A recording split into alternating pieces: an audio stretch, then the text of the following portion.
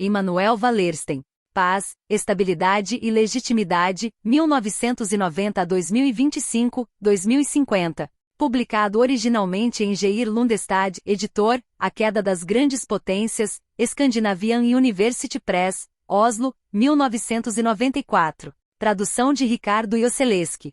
Publicado em Argumentos. Estudos Críticos da Sociedade, UAM Xochimilco, México, número 22, abril de 1995. Resumo: neste artigo examinam-se as perspectivas do sistema mundial no futuro próximo, à luz da teoria do sistema mundo capitalista. De acordo com isso, o presente e suas perspectivas de desenvolvimento possível são examinados em 3 dimensões históricas: o curto prazo, no qual a situação presente é definida em termos dos ciclos de Kondratiev, as tendências seculares do sistema, onde o período é definido como da decadência da hegemonia norte-americana, e por último, a imprevisibilidade própria do período oscilatório em que o sistema como um todo entrou e que abre a perspectiva de sua própria transformação. Nesse marco, são examinados alguns processos atuais que constituem problemas sociais e políticos. A eles é atribuído um sentido e estabelecem-se conexões que lhes conferem coerência conjunta, o que permite fazer prognósticos com alguma precisão.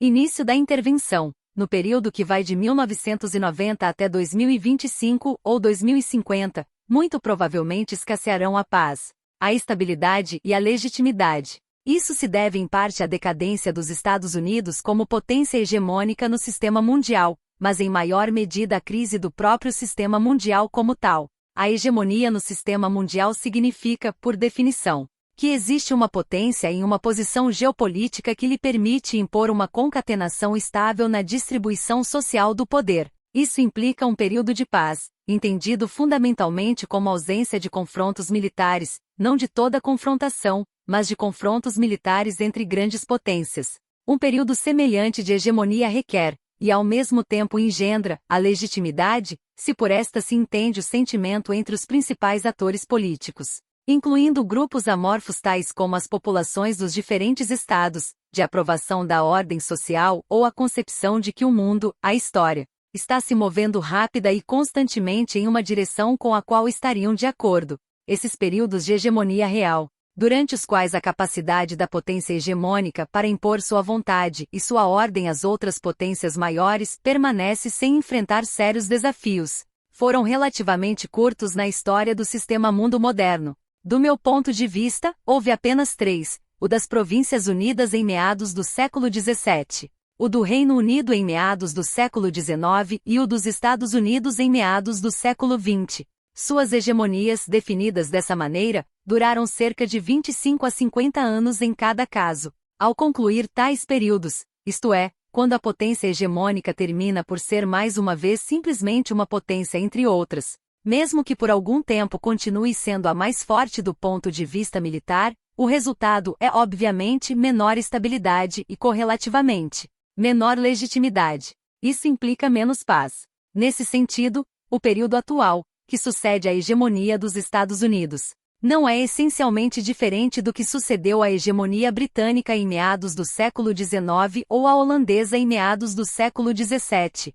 Mas, se isso fosse tudo o que tivéssemos para descrever o período de 1990 a 2025, ou 1990 a 2050, ou 1990 a interrogação, haveria muito pouco que valesse a pena discutir, exceto as questões do manejo técnico de uma ordem mundial instável, que é a maneira como muitos políticos, diplomatas, acadêmicos e jornalistas têm discutido de fato. No entanto, há provavelmente muito mais a dizer, sobre a dinâmica do próximo meio século, aproximadamente, dado o grande desordenamento mundial no qual entramos. As realidades geopolíticas do sistema interestatal não repousam exclusiva, nem sequer primariamente, na correlação de forças militares dentro daquele subconjunto privilegiado de estados soberanos que chamamos de grandes potências, isto é, aqueles estados suficientemente grandes e ricos para ter a base de rendas necessária ao desenvolvimento de uma forte capacidade militar. Em primeiro lugar, apenas alguns estados são tão ricos a ponto de dispor de uma base tributária dessa magnitude, já que essa riqueza é mais a fonte do que a consequência de sua força militar, embora, naturalmente, esse seja um processo de reforço circular. A riqueza relativa desses estados em relação a outros é função tanto de seu tamanho como da divisão do trabalho, que constitui um eixo da economia mundo capitalista. A economia mundo capitalista é um sistema que implica uma desigualdade hierarquizada de distribuição, baseada na concentração de certos tipos de produção, relativamente monopolizada e, portanto, altamente rentável em certas zonas limitadas, as quais se transformam no foco de acumulação mais elevado de capital. Essa concentração torna possível o fortalecimento das estruturas estatais, que, por sua vez, buscam garantir a sobrevivência dos monopólios relativos. Mas, como os monopólios são inerentemente frágeis, houve uma realocação constante, descontínua e limitada, mas significativa, desses centros de concentração ao longo de toda a história do sistema mundo moderno. Os mecanismos de mudança estão constituídos por ritmos cíclicos, dois dos quais têm maiores consequências. Os ciclos de Kondratiev duram cerca de 50 a 60 anos. Seus períodos refletem essencialmente o lapso de tempo durante o qual um monopólio econômico significativo pode ser protegido. Seus períodos B correspondem à realocação geográfica daqueles tipos de produção cujos monopólios se esgotaram, assim como ao período de luta pelo controle das perspectivas de novos monopólios. Os ciclos hegemônicos mais longos envolvem uma luta entre dois estados dos mais importantes pela sucessão da potência hegemônica anterior, mediante sua transformação em novo foco principal da acumulação de capital. É um processo longo que, eventualmente, implica ter força militar suficiente para vencer uma guerra de 30 anos. Uma vez substituída a hegemonia, sua manutenção exige pesados custos que conduzem, eventual e inevitavelmente, à decadência relativa da potência hegemônica vigente e a uma nova luta pela sucessão. Esse modo de reestruturação e recentragem repetida da economia mundo capitalista, lento mas seguro, tem sido muito eficaz. A ascensão e a queda das grandes potências seguiu o mesmo tipo de processo que a ascensão e a queda das empresas. Os monopólios se sustentam por muito tempo, mas acabam minados pelas mesmas medidas tomadas para mantê-los. As falências subsequentes funcionaram como mecanismos de limpeza, que liberam o sistema daqueles monopólios cujo dinamismo se esgotou e os substituem por sangue novo. Apesar de tudo isso, as estruturas básicas do sistema permaneceram intactas. Todos os sistemas, sejam físicos, biológicos ou sociais, dependem de ritmos cíclicos para restaurar equilíbrios mínimos.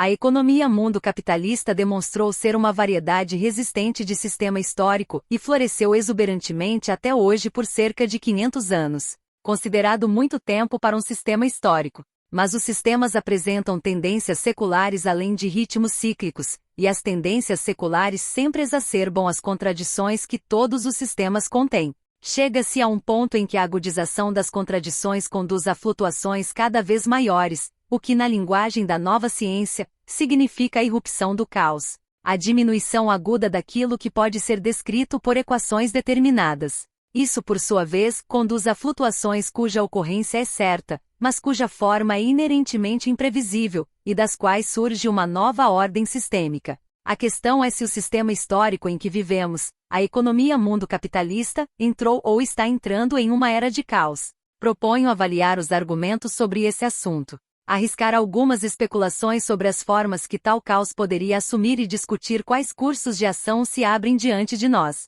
Não pretendo discutir longamente os elementos que considero reflexos normais de uma fase B de Kondratiev ou de uma fase B de hegemonia, apenas os resumirei. Quero deixar claro, no entanto, que embora um ciclo hegemônico seja muito mais longo que um ciclo de Kondratiev, o ponto de inflexão de um ciclo hegemônico coincide com o de um ciclo de Kondratiev, ainda que não com todos. Nesse caso, o ponto se situa entre 1967 e 1973. Os fenômenos sintomáticos de uma fase B normal de Kondratiev são a desaceleração do crescimento da produção e, provavelmente, uma queda da produção mundial per capita, o aumento das taxas de desemprego entre trabalhadores assalariados, uma relativa transferência das fontes de lucros da atividade produtiva para os ganhos obtidos por manipulação financeira, o aumento da dívida pública, o deslocamento de indústrias mais antigas para regiões de salários mais baixos, o aumento do gasto militar, cuja justificativa não é realmente de natureza militar,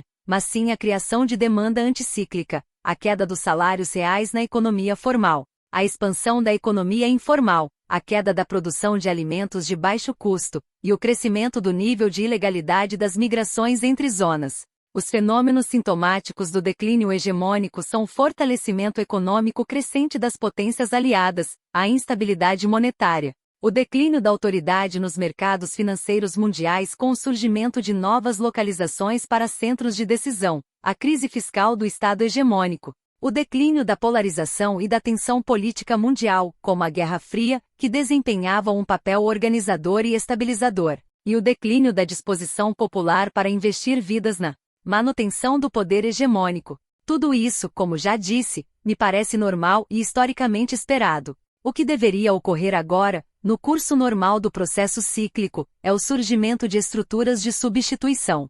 Deveríamos, dentro de 5 a 10 anos, entrar em uma nova fase, a de Kondratiev, baseada em novos produtos líderes monopolizados e concentrados em novas localizações. O Japão é a mais óbvia, a Europa Ocidental a segunda e os Estados Unidos a terceira, mas de onde pode resultar um triste terceiro lugar. Também deveríamos ver agora o começo de uma competição pela hegemonia. À medida que a posição dos Estados Unidos se desmorona, lenta mas visivelmente, 2 aspirantes à sucessão deveriam estar aquecendo seus músculos. Na situação atual, eles podem ser apenas o Japão e a comunidade europeia. Seguindo o padrão das 2 sucessões anteriores, Inglaterra contra a França para suceder aos holandeses e Estados Unidos contra a Alemanha para suceder à Grã-Bretanha, deveríamos esperar, em teoria não imediatamente, mas no período dos próximos 50 a 75 anos, que a potência marítima e aérea, Japão, transforme a potência hegemônica anterior, Estados Unidos, em seu sócio menor e comece a competir com a potência de base territorial, a comunidade europeia.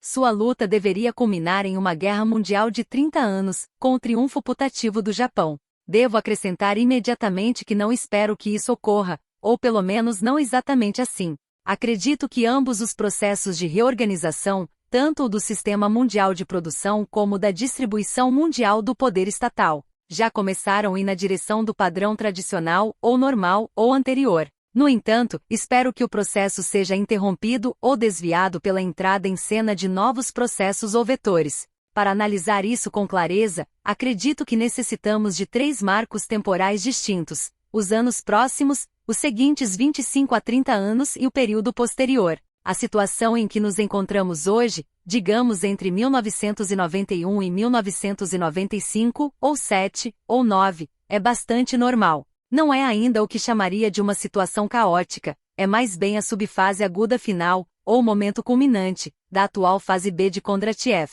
comparável a 1932 a 1939, ou 1893 a 1897, ou 1842 a 1849, ou 1786 a 1792. As taxas mundiais de desemprego são altas, as taxas de lucro baixas. A grande instabilidade financeira, que reflete um nervosismo agudo e justificado nos mercados financeiros quanto às flutuações de curto prazo. O crescente mal-estar social reflete a incapacidade política dos governos de oferecer soluções plausíveis de curto prazo e, assim, recriar um senso de segurança. A busca de bodes expiatórios dentro dos estados e o arruína teu vizinho entre estados tornam-se alternativas politicamente mais atraentes em uma situação em que os remédios usuais de ajuste parecem oferecer muito pouco alívio imediato aos problemas. Durante esse processo, um grande número de empresas reduz sua atividade, é reestruturado ou vai à falência, muitas vezes de forma definitiva.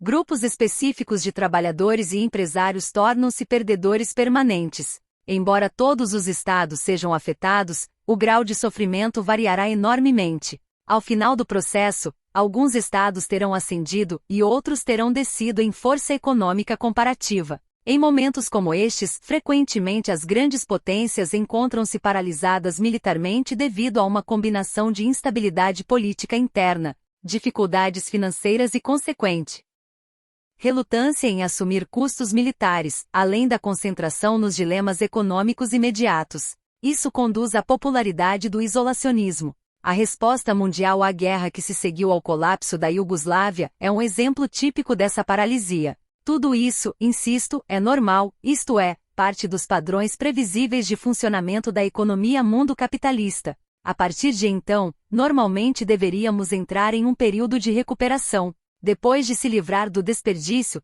tanto do consumismo supérfluo quanto do descuido ecológico, e das ineficiências, sejam devidas a compromissos, subsídios ou rigidezes burocráticas, seria de se esperar um novo impulso dinâmico, magro e restrito, de novas indústrias líderes monopolizadas e de segmentos de compradores mundiais recém-criados que aumentem a demanda efetiva total. Em resumo, uma renovada expansão da economia mundo encaminhada para uma nova era de prosperidade. Os três polos, já sugeridos e amplamente aceitos, serão Estados Unidos, Europa Ocidental e Japão.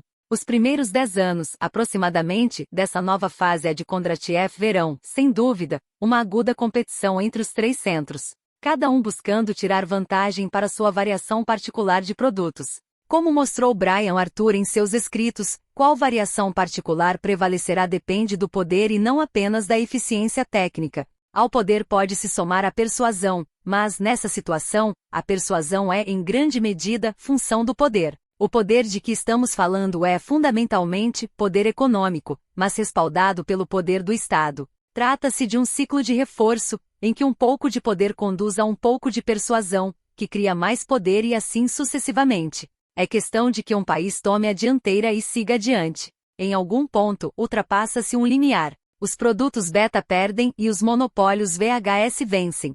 Minha aposta é simples: o Japão terá mais produtos VHS do que a comunidade europeia. E os empresários dos Estados Unidos negociarão com os empresários japoneses para obter uma parte do lucro. O que os empresários norte-americanos obterão desse arranjo, na medida em que forem se comprometendo ao longo dos anos 2000 a 2012, é bastante óbvio, especialmente em três aspectos. Primeiro, se os Estados Unidos são parceiros, então não são concorrentes. Segundo, os Estados Unidos continuarão a ser, ainda por um tempo, a potência militar mais forte, e o Japão, por muitas razões. A história recente seu impacto na política interna e na diplomacia regional, além das vantagens econômicas de uma postura militar reduzida, preferirá amparar-se sob o escudo militar norte-americano. Terceiro, os Estados Unidos ainda dispõem da melhor estrutura de pesquisa e desenvolvimento na economia mundo, mesmo que suas vantagens nesse terreno também venham a desaparecer eventualmente, mas as empresas japonesas reduzirão custos aproveitando essa estrutura.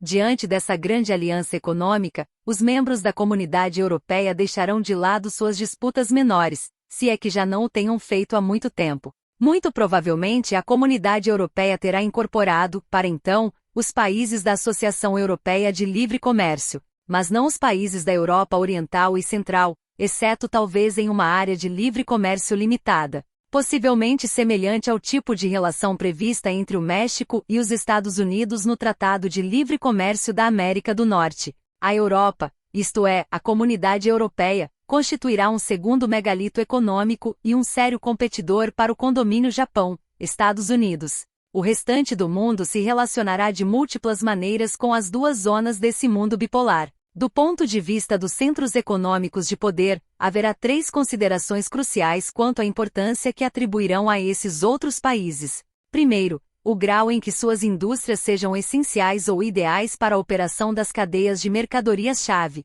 Segundo, o grau em que países específicos sejam essenciais e ideais para manter uma demanda efetiva adequada aos setores mais rentáveis da produção. Terceiro, o grau em que países específicos sirvam a necessidades estratégicas, como localização geopolítica, poder militar e matérias-primas fundamentais. Os dois países que ainda não foram integrados de forma significativa ou suficiente às duas redes em processo de criação, mas cuja inclusão é essencial pelas três razões mencionadas, são a China para o condomínio Japão, Estados Unidos e a Rússia para a comunidade europeia. Para que esses países sejam bem integrados, deverão manter, e no caso da Rússia primeiro alcançar, um certo nível de estabilidade interna e legitimidade. Que consigam isso, e talvez recebam ajuda das partes interessadas, é uma questão ainda em aberto, mas acredito que as probabilidades sejam moderadamente favoráveis.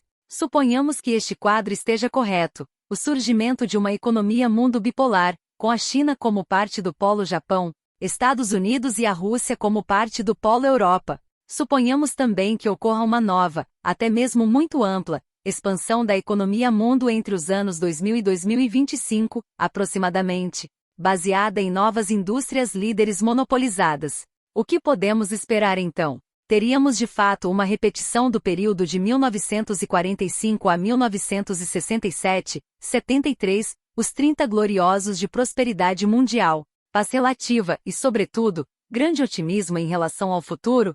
Não creio. Haverá várias diferenças evidentes. A primeira, e a mais óbvia para mim, é que estaremos em um sistema mundial mais bipolar do que unipolar. Classificar o sistema mundial entre 1945 e 1990 como unipolar não é um ponto de vista amplamente compartilhado. Isso contraria a autodefinição do mundo como em Guerra Fria, entre duas superpotências. Mas, já que essa Guerra Fria estava baseada em um arranjo entre os dois antagonistas, pelo qual o equilíbrio geopolítico estaria essencialmente congelado, e dado que, apesar de todas as declarações públicas de conflito, esse congelamento geopolítico nunca foi significativamente violado por nenhum dos dois. Prefiro pensar nisso como um conflito coreografado e, portanto, extremamente limitado. Na realidade, eram os que tomavam as decisões nos Estados Unidos que davam o compasso. E seus contrapartes soviéticos devem ter sentido o peso dessa realidade repetidas vezes.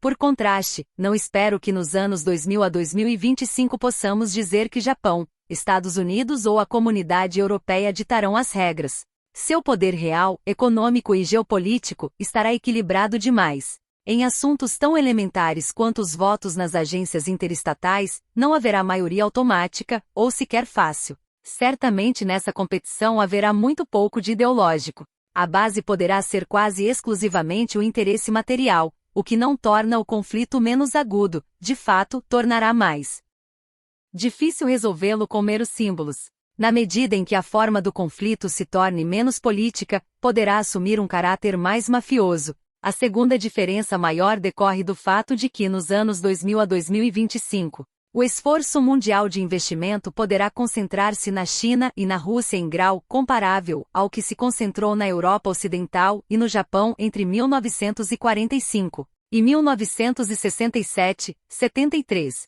Mas isso significa que o montante restante para o resto do mundo será diferente. No período de 1945 a 1967, 73, praticamente a única área antiga a receber investimento contínuo foi os Estados Unidos. Já entre 2000 e 2030, o investimento contínuo terá que cobrir Estados Unidos, Europa Ocidental e Japão, além de algumas poucas outras regiões como Coreia e Canadá. A questão é, depois de investir nas áreas antigas e nas novas, quanto sobrará, mesmo que em pequenas doses, para o resto do mundo? A resposta provavelmente será muito menos do que no período de 1945 a 1967, 73. Isso, por sua vez, se traduzirá em uma situação bastante diferente para os países do Sul, qualquer que seja a definição usada. Enquanto em 1945 a 1967, 73 o Sul se beneficiou da expansão da economia mundo, ao menos com suas migalhas. Entre 2000 e 2030 corre o risco de não obter nem sequer isso. De fato, o atual desinvestimento, típico de uma fase B de Kondratiev, em grande parte do Sul, em vez de reverter-se, pode continuar no período a que virá. Ainda assim, as demandas econômicas do Sul não diminuirão, mas aumentarão. Por uma razão, a consciência da prosperidade das zonas centrais do sistema, e da magnitude da brecha norte-sul, é hoje muito maior do que era há 50 anos. A terceira diferença diz respeito à demografia. A população mundial continua, por enquanto, seguindo o mesmo padrão de quase 2 séculos. De um lado, há crescimento mundial, alimentado fundamentalmente porque para os 5/6 mais pobres da população mundial, as taxas de mortalidade caíram por razões tecnológicas, enquanto as taxas de natalidade não caíram na mesma medida, devido à ausência de incentivos socioeconômicos suficientes. De outro lado, o percentual da população mundial das regiões ricas tem declinado, apesar de a queda da mortalidade ter sido muito mais pronunciada do que nas regiões pobres, porque nas regiões ricas a queda da natalidade foi ainda mais acentuada, sobretudo como estratégia de otimização socioeconômica das famílias de classe média. Essa combinação criou uma brecha demográfica paralela, talvez até maior, a brecha econômica norte-sul. Essa diferença já existia entre 1945 e 1967, 73, mas era menor então.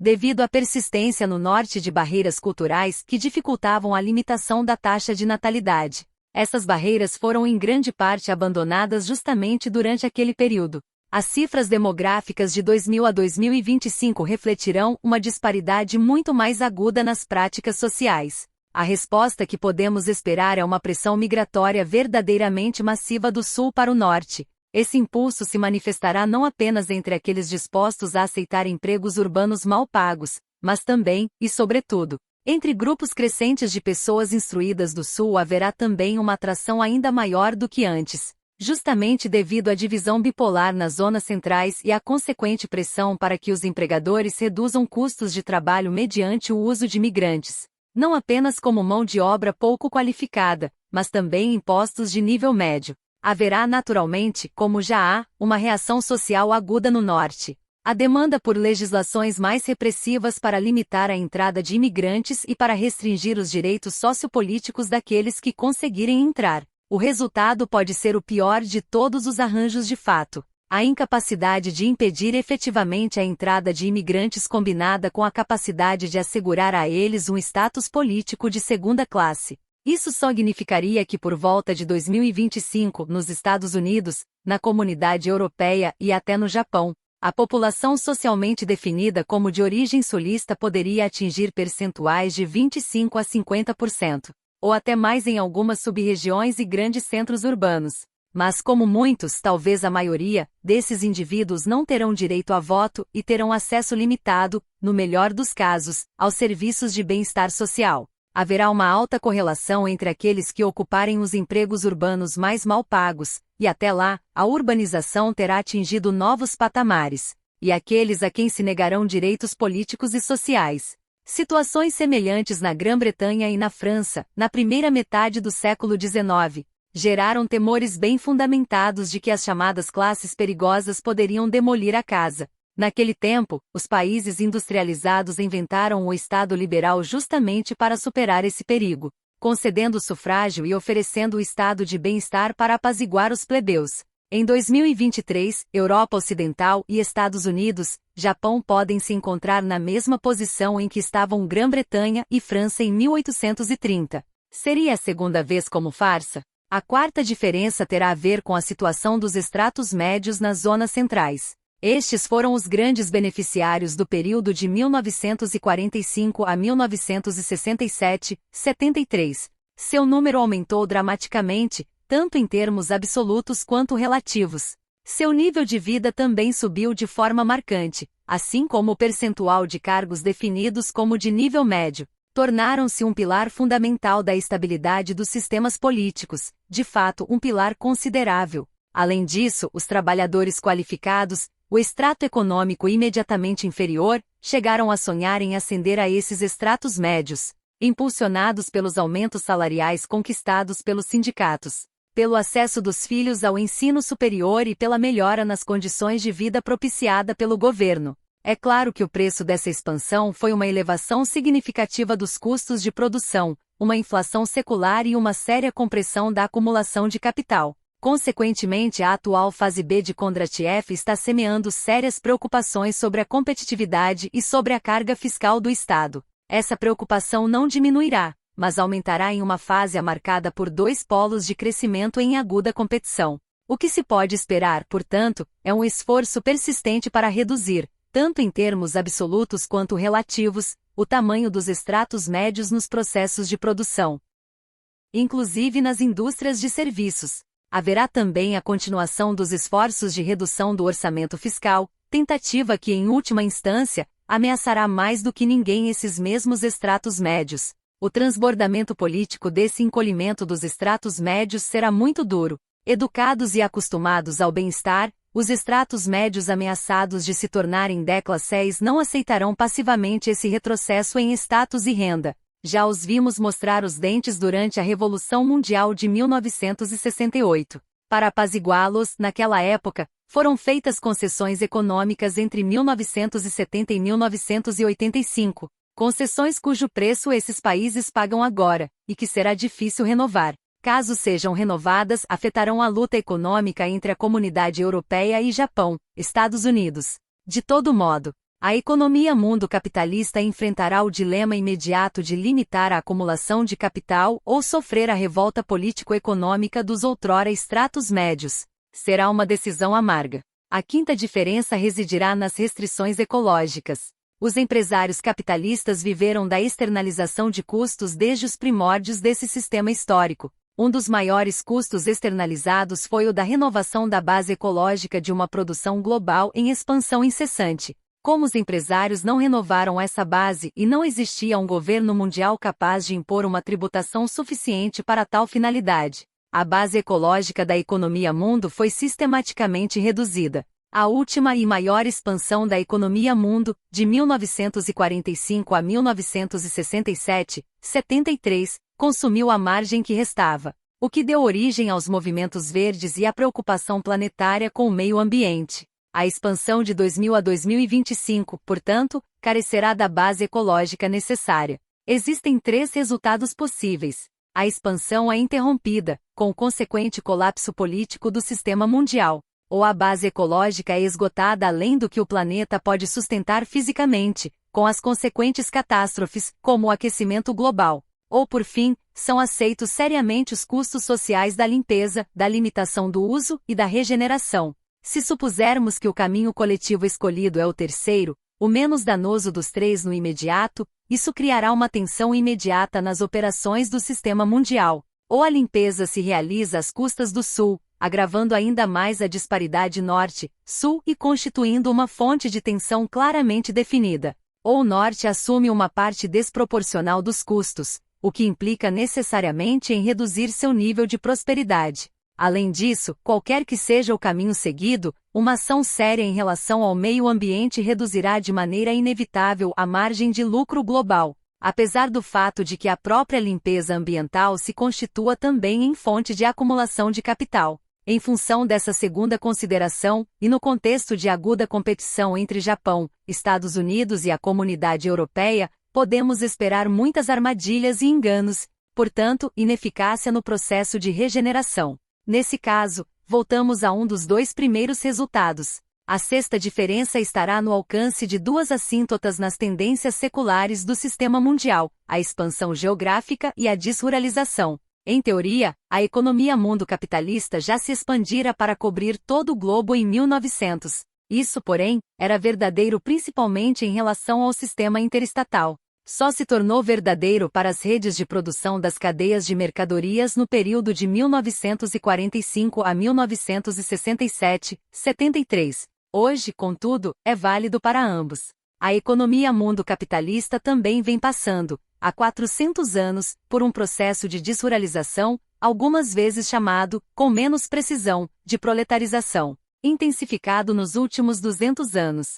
Os anos de 1945 a 1967, 73 testemunharam um salto espetacular nesse processo. Europa Ocidental, Japão e Estados Unidos ficaram completamente desruralizados, enquanto o Sul foi parcial, mas significativamente desruralizado. É provável que esse processo se complete no período de 2000 a 2025. A capacidade da economia mundo capitalista de se expandir para novas zonas geográficas foi historicamente um elemento crucial para manter a taxa de lucro e, portanto, a acumulação de capital. Foi a forma essencial de contrabalançar a sorrateira alta nos custos da força de trabalho implicada pelo aumento combinado do poder, tanto político quanto no local de trabalho, das classes trabalhadoras. Uma incapacidade de recrutar novos estratos de trabalhadores que ainda não tenham adquirido nem poder político nem poder no local de trabalho, a fim de aumentar a parcela de mais-valia que possa ser retida, conduziria ao mesmo tipo de restrições à acumulação de capital que as causadas pelo esgotamento ecológico. Uma vez alcançados os limites geográficos e desruralizadas as populações, as dificuldades implicadas no processo político de redução de custos tornam-se tão grandes que não se conseguem, de fato, economias. Os custos reais de produção devem elevar-se globalmente e, portanto, os lucros devem declinar. Há uma sétima diferença entre o próximo período A de Kondratiev e o anterior, que tem a ver com a estrutura social e o clima político dos países do Sul. Desde 1945, a proporção dos estratos médios no Sul elevou-se significativamente, o que não era difícil, já que antes era muito pequena. Mesmo que tenha subido de 5 para 10% da população, isso significa que a proporção se dobrou e, dado o crescimento populacional, quadruplicou ou sextuplicou em termos absolutos. E posto que essas regiões representam proporções de 50 a 70% da população mundial, estamos falando de um grupo muito grande. O custo de mantê-lo nos níveis de consumo aos quais sente que minimamente tem direito será impressionantemente alto. Além disso, esses estratos médios, ou quadros locais, estiveram em grande medida ocupados ou reocupados. No período de 1945 a 1967, 73, com a descolonização. Isso era obviamente assim para todos os que viviam nas partes do Sul que em 1945 eram colônias, quase toda a África, o Sul e o Sudeste da Ásia, o Caribe e uma variedade de outras áreas. Era também quase o mesmo para os que viviam nas semicolonias, China, partes do Oriente Médio, América Latina, Europa Oriental, onde várias formas de atividade revolucionária, comparáveis em tonalidade psíquica à descolonização, estavam em curso. Não é necessário avaliar aqui a qualidade ou o significado existencial de todos esses movimentos. Basta observar duas de suas características: consumiram as energias de um grande número de pessoas, especialmente dos estratos médios, que além disso, exalavam um otimismo político que assumiu uma forma particular, resumida como em nenhuma outra parte na enfática citação de Kwame Nkrumah, início da citação de Kwame Nkrumah, abre aspas. Buscai primeiro o reino político e todas essas coisas vos serão dadas por acréscimo, fecha aspas, Kwame Nkrumah. Na prática, isso significou que os estratos médios do Sul, e os estratos potencialmente médios, mostraram-se dispostos a ser pacientes, de certo modo, com seu frágil status econômico, pois estavam seguros de que se durante um primeiro período de 30 anos, aproximadamente, eles, os estratos médios do Sul, alcançassem o poder político, então nos 30 anos seguintes, eles e seus filhos encontrariam sua recompensa econômica. No período de 2000 a 2025, não haverá descolonização a ocupar esses quadros e a sustentar seu otimismo. E sua situação econômica quase certamente piorará por várias razões já expostas: concentração em China e Rússia, expansão do número de quadros no Sul, esforços mundiais para reduzir os estratos médios. Alguns poderão escapar, isto é, migrar para o norte. Isso apenas tornará ainda mais amargo o destino dos que ficarem. A oitava diferença, e afinal a mais séria, entre a fase anterior de Kondratiev e a próxima é puramente política: a ascensão da democratização e a queda do liberalismo. É preciso lembrar que democracia e liberalismo não são gêmeos, mas em grande parte opostos. O liberalismo foi inventado para contrabalançar a democracia. O problema que deu origem ao liberalismo foi como conter as classes perigosas, primeiro no centro e depois no sistema mundial como um todo. A solução liberal foi conceder um acesso limitado ao poder político e uma participação igualmente limitada na mais-valia econômica, ambos em níveis que não ameaçassem o processo de acumulação incessante de capital e o sistema estatal que o sustentava. O tema básico do Estado liberal nacional e do sistema liberal interestatal, em nível mundial, foi o reformismo racional, fundamentalmente a partir do Estado. A fórmula do Estado liberal, tal como se desenvolveu nos estados do centro do sistema no século XIX, sufrágio universal mais estado de bem-estar, funcionou maravilhosamente bem. Quando uma fórmula comparável foi aplicada ao sistema interestatal, sob a forma de autodeterminação e desenvolvimento econômico das nações subdesenvolvidas, tropeçou na incapacidade de criar um estado de bem-estar em escala mundial, como propunha, por exemplo, a Comissão Brandt. Isso não podia ser feito sem afetar o processo básico de acumulação de capital. A razão era bastante simples. A fórmula aplicada nos estados do centro dependia, para seu sucesso, de uma variável oculta: a exploração econômica do Sul, combinada com o racismo anti-Sul.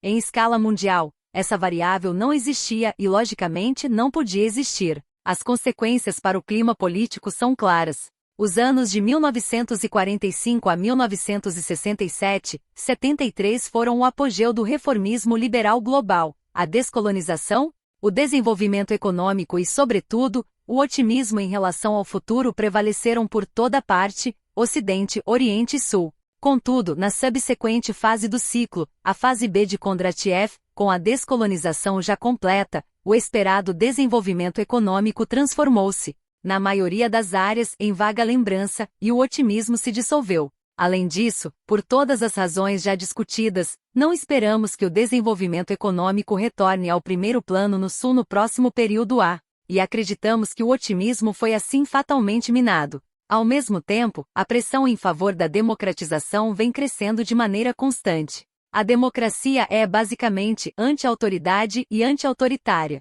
É a demanda por uma voz igual no processo político em todos os níveis e por uma participação igual no sistema de recompensas socioeconômicas. A restrição maior a esse impulso foi o liberalismo, com sua promessa de melhoramento inevitável e contínuo por meio da reforma racional. A demanda democrática de igualdade agora, o liberalismo ofereceu a esperança adiada. Esse foi um tema não apenas da metade mais ilustrada, e também mais poderosa, do establishment mundial, mas também dos movimentos antissistêmicos tradicionais. A chamada velha esquerda.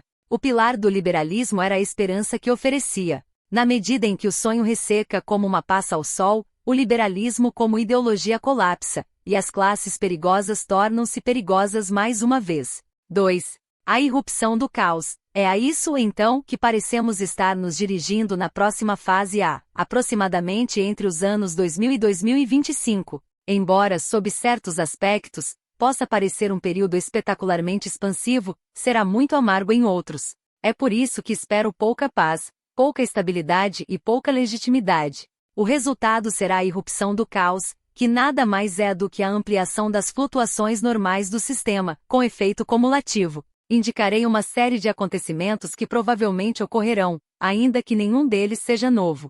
O que pode ser diferente será a incapacidade de limitar seu ímpeto e, assim, trazer de volta alguma forma de equilíbrio ao sistema. A questão é em que grau prevalecerá essa incapacidade de limitar o ímpeto. Primeiro, a capacidade dos estados de manter a ordem interna provavelmente diminuirá. O grau de ordem interna é sempre flutuante, e as fases B são momentos notoriamente difíceis, mas, para o sistema como um todo, e em 400 a 500 anos, a ordem interna tem crescido de modo contínuo. Podemos chamar isso de ascensão da estatalidade.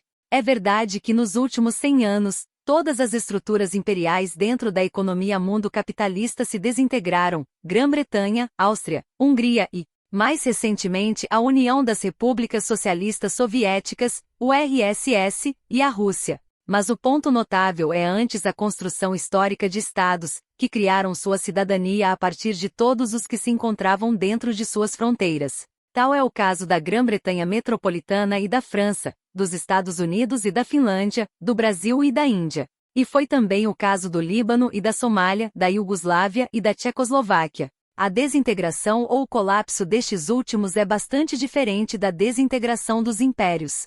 Pode-se descartar a quebra da estatalidade nas zonas periféricas como esperável ou geopoliticamente insignificante, mas isso vai contra a tendência secular, e a quebra da ordem em demasiados estados cria uma tensão séria no funcionamento do sistema interestatal. O mais ameaçador, porém, é a perspectiva do enfraquecimento da estatalidade nas zonas centrais do sistema, e a decomposição do compromisso institucional liberal, que argumentamos estar ocorrendo, sugere que o enfraquecimento da estatalidade está em curso. Os estados estão inundados por demandas tanto de segurança quanto de bem-estar que são politicamente incapazes de satisfazer. O resultado é a privatização sustentada da segurança e do bem-estar social, o que nos empurra em uma direção distinta daquela que seguimos por 500 anos.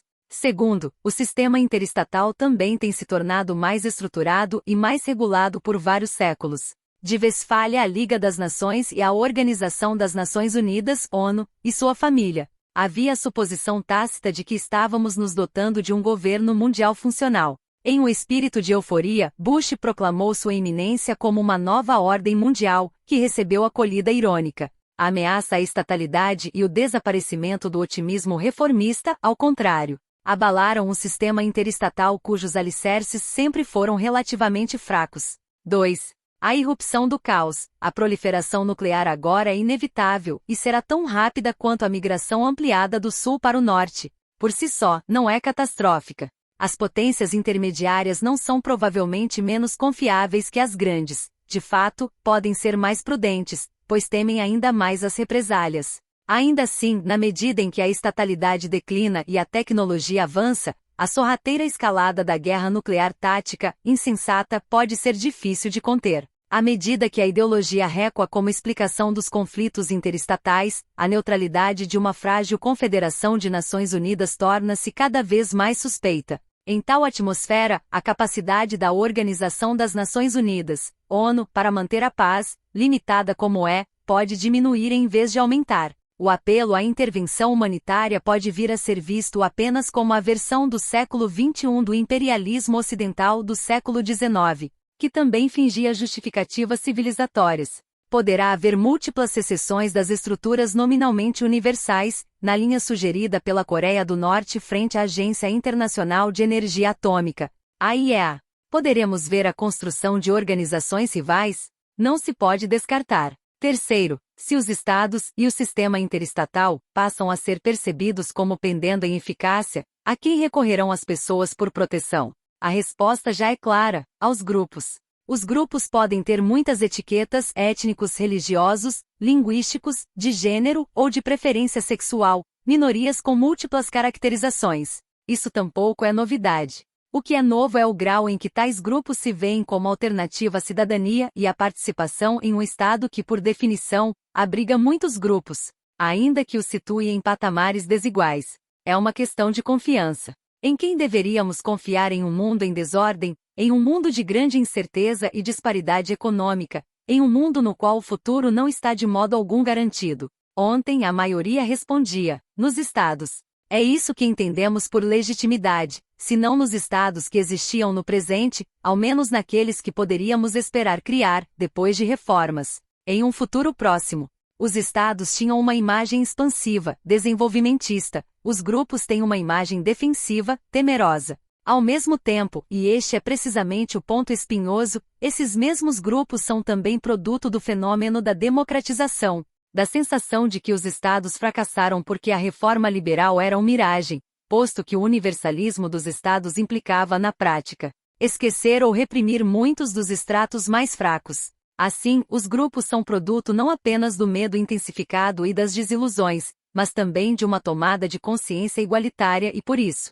constituem um polo de agregação muito poderoso. É difícil imaginar que seu papel político vá diminuir em breve. No entanto, dada sua estrutura autocontraditória, igualitária, porém introvertida, a amplificação desse papel pode ser consequentemente bastante caótica. Como então amorteceremos a difusão das guerras Sul e dos conflitos entre minorias no Norte, que são uma derivação desse grupismo? Quem está em posição moral ou militar para amortecer esses conflitos? Quem está disposto a investir seus recursos nisso, especialmente dada a projeção de uma competição Norte, Japão, Estados Unidos frente à comunidade europeia, intensificada e, em linhas gerais, equilibrada? Far-se-ão alguns esforços aqui e ali, mas, em sua maior parte, o mundo apenas observará, como fez na guerra entre Irã e Iraque, como está fazendo na ex-Iugoslávia ou no Cáucaso ou, de fato, nos guetos dos Estados Unidos. Isso será ainda mais verdadeiro na medida em que cresça o número simultâneo de conflitos Sul-Sul. Mais sério ainda, quem limitará as pequenas guerras Norte-Sul, não apenas iniciadas, mas deliberadamente iniciadas não pelo Norte, e sim pelo Sul, como parte de uma estratégia de confrontação militar de longo prazo? A Guerra do Golfo foi o começo, não o fim, desse processo. Disse que os Estados Unidos venceram essa guerra, mas a que preço? Ao preço de revelar sua dependência financeira de outros para pagar até guerras pequenas? Ao preço de fixar um objetivo limitado, isto é, bem menos que a rendição incondicional? Ao preço de ter o Pentágono discutindo uma estratégia militar mundial de vencer, manter, vencer? O presidente Bush e os militares norte-americanos apostaram que poderiam obter sua vitória limitada sem grande gasto de vidas, nem de dinheiro. A aposta funcionou, mas pode parecer sensato ao Pentágono não tentar a sorte. De novo, é difícil imaginar como os Estados Unidos, ou mesmo as forças militares combinadas do Norte, poderiam manejar várias crises do tipo da do Golfo Pérsico simultaneamente. E dado o padrão da economia mundo e o da evolução da estrutura social mundial que postulei para o período de 2000 a 2025, quem seria tão ousado a ponto de argumentar que tais crises do Golfo Pérsico, múltiplas e simultâneas, não ocorrerão? Há um último fator de caos que não devemos subestimar: uma nova peste negra. A etiologia da pandemia de Síndrome da Imunodeficiência Adquirida, AIDS, continua sendo objeto de grande controvérsia. Já não importa o que pode ter desencadeado um processo. A AIDS favoreceu o retorno de um novo tipo de tuberculose, TB mortal, cuja difusão será agora autônoma. O que vem a seguir? Essa difusão de doenças não apenas reverte um padrão de longo prazo da economia mundo capitalista, paralela à reversão do padrão de crescimento da estatalidade e de fortalecimento do sistema interestatal, como também contribui para aprofundar a quebra da estatalidade, tanto por adicionar uma carga a mais à máquina do Estado quanto por estimular uma atmosfera de intolerância mútua, e essa quebra, por sua vez, alimenta a difusão da nova doença. O fato-chave a compreender é que não se pode prever quais variáveis serão mais afetadas pela difusão da nova enfermidade. Ela reduz o número de consumidores de alimentos, mas também o de produtores. Reduz o número de migrantes potenciais, mas aumenta a escassez de força de trabalho e a necessidade de migração. Em todo caso, a qual afeta mais? Não saberemos até que tenha passado. Este é apenas mais um exemplo da indeterminação do resultado das bifurcações. 3. Hierarquia e privilégios frente à democracia e igualdade. Este é, então, o segundo marco temporal, a entrada em um período de caos. Há um terceiro marco temporal, cujo resultado é o novo ordenamento que se cria. Aqui pode-se ser mais breve, porque é o mais incerto. Uma situação caótica é, num aparente paradoxo, a mais sensível à intervenção humana deliberada. Durante períodos de caos, em oposição aos períodos de ordem relativa, ordem relativamente determinada, a intervenção humana faz diferença significativa. Há algum interventor potencial que tenha uma visão construtiva e sistêmica? Vejo 2. Existem os visionários da restauração de hierarquias e privilégios, os guardiões da chama eterna da aristocracia. Pessoas individualmente poderosas, porém carentes de qualquer estrutura coletiva, o comitê executivo da classe dominante nunca se reuniu, eles atuam, se não conjuntamente, então por turnos, durante as crises sistêmicas, porque percebem que tudo está fora de controle. Nesse ponto, procedem segundo o princípio de Lampedusa, início da citação de Lampedusa, abre aspas, tudo tem de mudar para que tudo continue como está, fecha aspas. Lampedusa. O que inventarão e oferecerão ao mundo é difícil saber, mas confio em sua inteligência e perspicácia. Algum novo sistema histórico será oferecido, e podem ter a capacidade de empurrar o mundo nessa direção. Frente a eles estão os visionários da democracia e da igualdade, um par que considero inseparável. Eles emergiram no período de 1789 a 1989 na forma de movimentos antissistêmicos. E seu histórico organizativo foi um sucesso tático gigantesco e um fracasso estratégico igualmente gigantesco. A longo prazo, esses movimentos serviram mais para manter o sistema do que para miná-lo. A interrogação agora é se emergirá uma nova família de movimentos antissistêmicos, com uma nova estratégia, suficientemente forte e suficientemente flexível para produzir um impacto maior no período de 2000 a 2025. Um impacto cujo resultado não seja a proposta de Lampedusa. Podem não emergir de modo algum, ou não sobreviver, ou ser tão flexíveis a ponto de escapar ao problema. Após a bifurcação, digamos, depois de 2050 ou 2075, podemos estar certos apenas de algumas coisas. Já não estaremos vivendo em uma economia mundo capitalista. Estaremos vivendo em uma nova ordem, ou novas ordens, algum sistema histórico, ou alguns sistemas históricos, novos, e portanto, teremos de novo, provavelmente, uma paz relativa, estabilidade e legitimidade. Mas serão elas uma paz, estabilidade e legitimidade melhores do que as que conhecemos até agora? Ou serão piores? Isso não podemos saber, mas o que venham a ser depende de nós.